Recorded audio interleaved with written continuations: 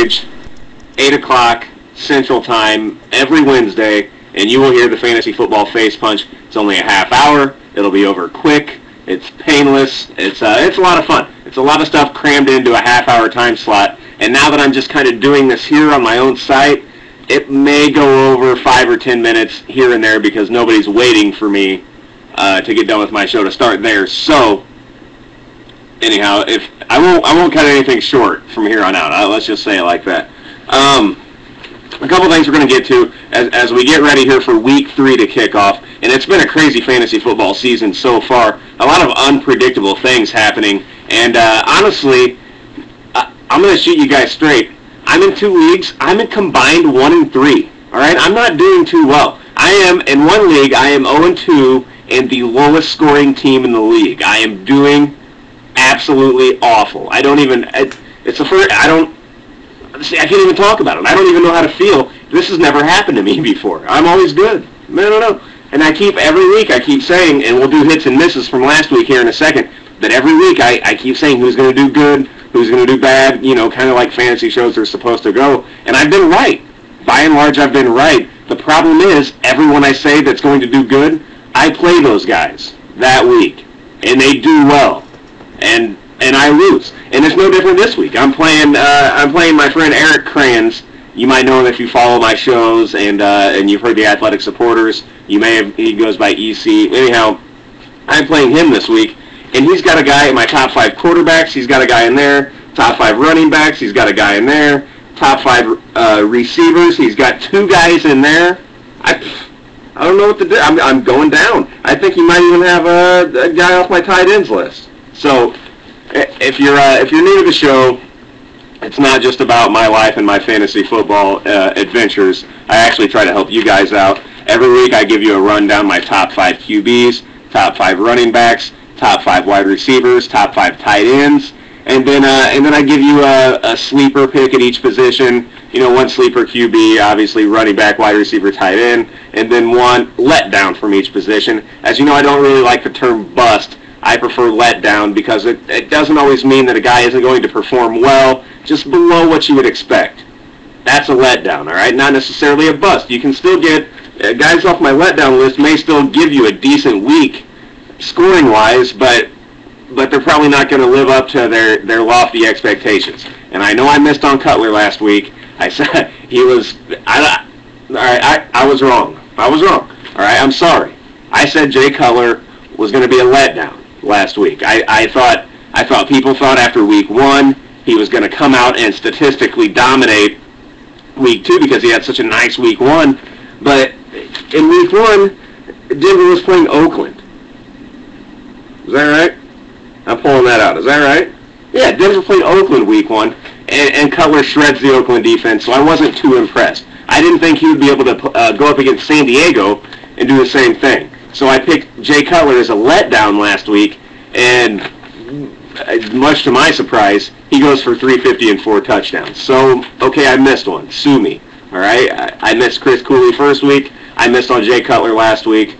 But by and large, I got stuff right. I said Plaxico Burress last week, big week. I said Adrian Peterson last week. He had a nice week. I said, and I know that's not going out on a limb and predicting things, but sleepers, I said Justin Gage. He had a nice week. He had a touchdown catch. I said, I don't even remember because I lost my sheet, but I don't think I missed on too much else. I did say Damon Heward is a sleeper, but I did throw out the caution.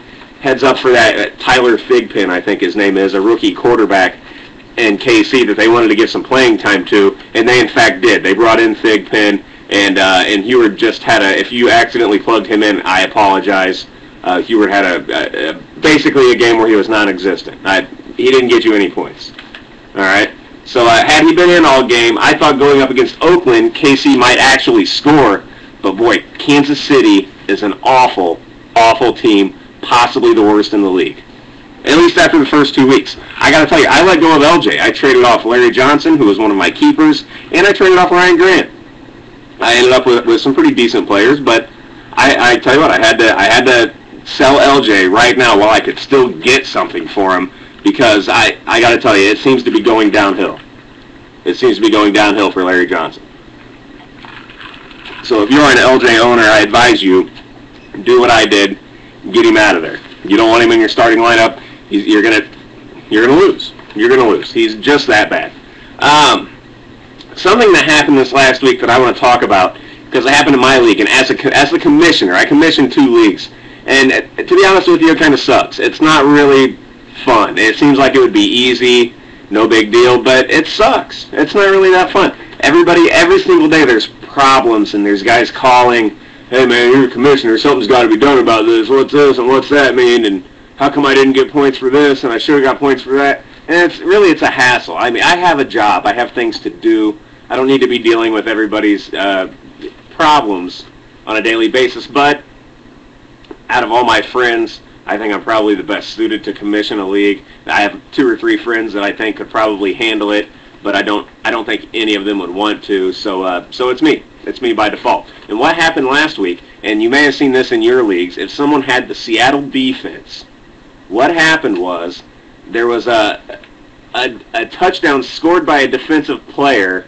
some guy by the last name Terrell, and what happened was Frank Gore, San Francisco running back Frank Gore was carrying the ball. All right, he was running the ball. He fumbles. Marcus Trufant from Seattle picks the ball up, scampers up about 10 yards or so. Then he fumbles, and this Terrell guy, some guy on Seattle picks up the ball, all right, off of the Trufant fumble and runs it into the end zone.